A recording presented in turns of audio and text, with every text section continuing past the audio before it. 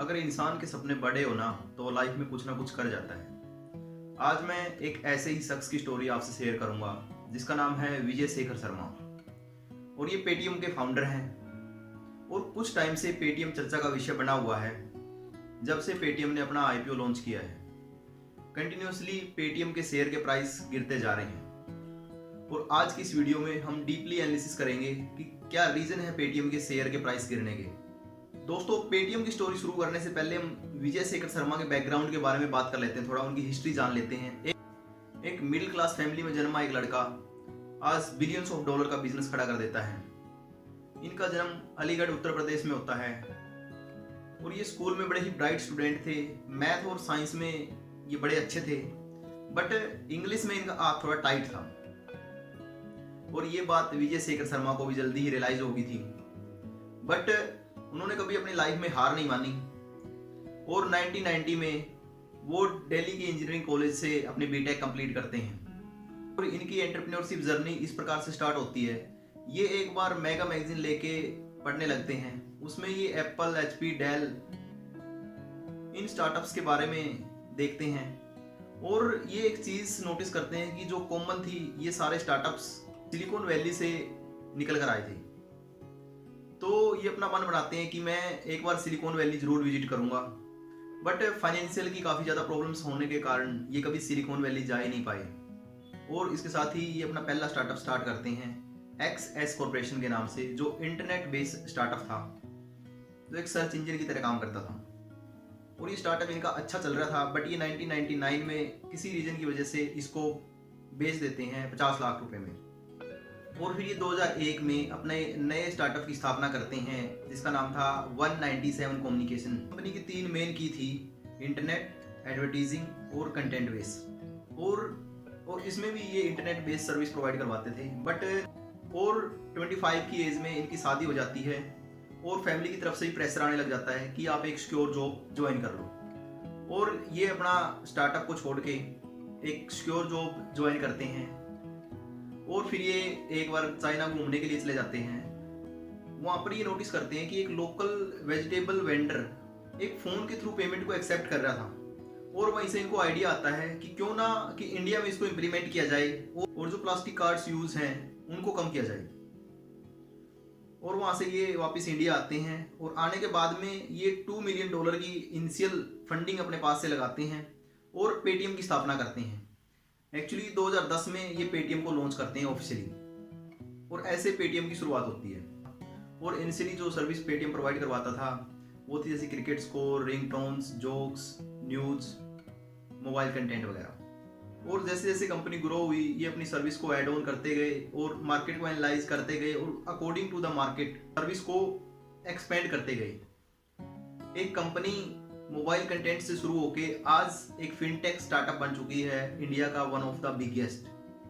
तो इसके पीछे रीजन है, इन्होंने मार्केट की डीप एनालिसिस किया, इन्होंने मार्केट को डीपली ऑब्जर्व किया और एज पर मार्केट नीड इन्होंने अपने सर्विस को ऐड ऑन करते गए। जैसे 2012 में पेटीएम ने लॉन्च किया अपना पेमेंट गेटवे, 2014 में पेटीएम वॉलेट और पेटीएम लैब्स लॉन्च करते हैं, 2015 में पेटीएम QR कोड लेके आता है मर्चेंट्स के लिए और 2018 में पेटीएम अपना पहला ऑनलाइन गेम लॉन्च करता है और 2019 में ये अपना all in one gateway launch करते हैं और QR कोड लॉन्च करते हैं जिसके थ्रू ये सारी ऐप से पेमेंट एक्सेप्ट कर सकते थे।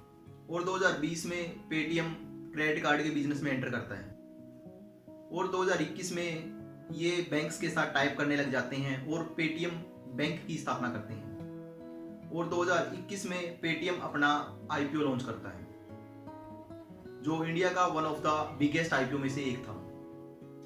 आज के दिन अगर हम इसकी टेक्नोलॉजी की बात करें तो इतनी स्ट्रॉन्ग है, ये 5000 ट्रांजैक्शन पर सेकंड कर सकते हैं। पेटीएम धीरे धीरे ग्रो कर रहा था इंडिया में, बट जैसे ही 2016 में नोटबंदी होती है पेटीएम की ग्रोथ को एकदम से बूस्ट मिलता है। कई बार जो इंसिडेंट होते हैं उनसे कंपनीज को काफ़ी बड़ा नुकसान भी उठाना पड़ता है और कई बार उनको एक्सपोनेंशियल ग्रोथ भी मिल जाती है, जैसे कि हम पेटीएम के केस में देख सकते हैं। और पैंडेमिक के केस में हम जो एडटेक स्टार्टअप्स हैं उनको देख सकते हैं, उनको कितना बड़ा हाइक मिला है। 2016 तक इनके 40 मिलियन यूजर्स थे, बट 2017 नवंबर आते आते 200 मिलियन यूजर को टच कर देते हैं। और इसी अपॉर्चुनिटी को देखते हुए 2017 में पेटीएम पेमेंट बैंक लॉन्च करता है। एक रिपोर्ट के अकॉर्डिंग इंडिया में ये 6 लाख विलेजेस तक जो मर्चेंट्स हैं उनको अपनी सर्विस प्रोवाइड करवा रहे हैं और 17 मिलियन मर्चेंट्स पेटीएम की सर्विस को यूज करते हैं। और बात कर लेते हैं कि पेटीएम प्रॉफिट कैसे कमाता है। ये तो वो सर्विस प्रोवाइड करवाते हैं, बट पेटीएम 1 से 3% तक चार्ज करता है अपने ट्रांजैक्शन पर, जो मर्चेंट्स के द्वारा एक्सेप्ट की जाती है। और पेटीएम बैंक्स के साथ मिलकर काम कर रहा है, वो बैंक्स को बिजनेस प्रोवाइड करवाता है और उसके बेसिस पे वो कमीशन चार्ज करते हैं। ये म्यूचुअल फंड में भी हैं और सिक्योरिटीज में भी हैं। ये थी पेटीएम की सक्सेस स्टोरी। अब बात कर लेते हैं पेटीएम के आईपीओ के बारे में कि जो इनिशियली ये शेयर 2150 रुपये पर लॉन्च हुआ था, आज इसकी जो वैल्यू है वो हार्डली ये 550 रुपये पर ट्रेड कर रहा है। इसके पीछे क्या रीजन रहे हैं? नंबर 1 रीजन है इसके पीछे आरबीआई नॉर्म्स एंड रेगुलेशन, क्योंकि आरबीआई ने अपने नॉर्म्स में चेंजेस किए हैं। जो भी ऑनलाइन प्लेटफॉर्म है जैसे फोन पे, गूगल पे और पेटीएम, ये अपने कस्टमर्स का डेटा को अब हाइड नहीं कर सकते। जो कस्टमर्स ऑलरेडी मार्केट में हैं उनका डेटा शेयरेबल होगा और कोई भी प्लेटफॉर्म उस डेटा को यूज कर सकता है। और पेटीएम ने इनिशियली अपने कस्टमर को एक्वायर करने के लिए काफ़ी ज़्यादा पैसा खर्च किया है, क्योंकि हमने देखा है कि पेटीएम में किसी बिल की पेमेंट करते थे तो उसमें 50-60% कैशबैक वापस आ जाता था। तो पेटीएम की जो कस्टमर एक्वायर करने की जो कॉस्ट थी वो 350 से 400 रुपये होती थी। और पेटीएम ने इतना बड़ा कस्टमर बेस बनाया और अब वही डेटा उनको इजीली अवेलेबल है मार्केट में, और अब उस डेटा की कोई इतनी वैल्यू नहीं रह जाती कि जो इतना पैसा इन्होंने खर्च करके एक्वायर किया था, क्योंकि अब ये डेटा सभी के लिए अवेलेबल है। क्योंकि इनिशियली अगर देखा जाए तो जो ऐसे प्लेटफॉर्म्स हैं, जो ऑनलाइन बिजनेसेस हैं, ये सारे अपने डेटा को लेकर बड़े ही कॉन्शियस हैं और ये मार्केट शेयर को एक्वायर करने में लगे हुए हैं। इनका मानना है कि प्रॉफिट तो आज नहीं तो कल हम अर्न कर लेंगे, बट एक बार हम मार्केट शेयर को गेन कर लेते हैं। और सेकंड रीजन है इसके पीछे, एक एक करके जो इनके टॉप मैनेजमेंट्स हैं वो रिजाइन करते जा रहे हैं कंपनी से। तो अब ये भी देखने को मिल रहा है कि कंपनी जैसे सस्टेन ग्रोथ कर रही थी पहले, आगे भी ऐसी ग्रोथ कर पाएगी या नहीं कर पाएगी, क्योंकि जो कंपनी का एम्प्लॉय होता है वो one of the strongest pillar में से एक होता है कंपनी का।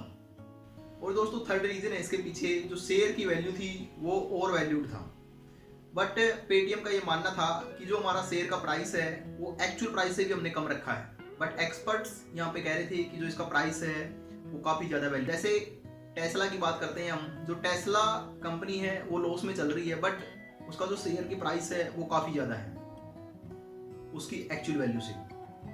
क्योंकि दोस्तों स्टॉक मार्केट जो है वो पूरा ही प्रेडिक्शन पे काम करता है। अगर मैं एक लाइन में इसको कहूँ तो जो ये स्टॉक मार्केट है ये फीलिंग्स के बेसिस पे काम करता है। और दोस्तों मॉर्गन स्टैनली की रिपोर्ट के अकॉर्डिंग जो पेटीएम का ईबीटा है वो 2025 तक पॉजिटिव हो जाएगा। ईबीटा क्या होता है? Earning before interest, tax, depreciation and amortisation. और मॉर्गन स्टैनली ग्लोबल लीडर है इन्वेस्टमेंट बैंकिंग में। कंपनीज को एनालाइज करती है और उनकी ग्रोथ को प्रिडिक्ट करती है और रिपोर्ट पब्लिश करती है। अब कुछ फैक्ट्स की बात कर लेते हैं। 2021 तक digital payment market size 90 billion का था और प्रिडिक्ट किया जा रहा है कि ये 2026 तक 180 बिलियन तक पहुंच जाएगा। बट प्रिडिक्ट किया जा रहा है कि जो इसकी ग्रोथ है वो स्लो रहेगी बिकॉज ऑफ साइबर अटैक, क्योंकि जो 86% ऑर्गेनाइजेशन है इसके अंदर उन पर साइबर अटैक हो चुका है। क्योंकि 2018 में इस पर एक सर्वे किया गया था association financial professional payment fraud and control के द्वारा। और जो इंडिया में रूरल एरिया है 1 बिलियन स्मार्टफोन्स की रीच हो जाएगी 2026 तक। और इतनी ज़्यादा ग्रोथ के पीछे जो रीजन है, एक तो ऑनबोर्ड इजी कर सकते हैं और यूज भी आसानी से कर सकते हैं, और एक रीजन है गवर्नमेंट पॉलिसीज। क्यों? अगर गवर्नमेंट पॉलिसीज कंपनीज के फेवर में होंगी तो कंपनीज को भी इजी रहेगा कस्टमर्स तक एक्सेस करना और उन तक पहुंच पाना। और नंबर 3 है जो स्मार्टफोन और इंटरनेट है उसकी पेनिट्रेशन ज़्यादा हो जाएगी 2026 तक इंडिया में। ऐसा प्रेडिक्ट किया जा रहा है कि 2026 तक 5G इम्प्लीमेंट हो चुका होगा। पेटीएम की स्टोरी कितनी इंस्पायरिंग थी दोस्तों। कोई रिसोर्सेस ना होने की वजह से उन्होंने कभी एक्सक्यूज नहीं दिया और आज वो इंडिया में one of the most successful peoples में से गिने जाते हैं। Never give up and keep working against all odds. धन्यवाद दोस्तों। अगर वीडियो अच्छी लगी तो चैनल को सब्सक्राइब करें, वीडियो को लाइक करें, कमेंट करें।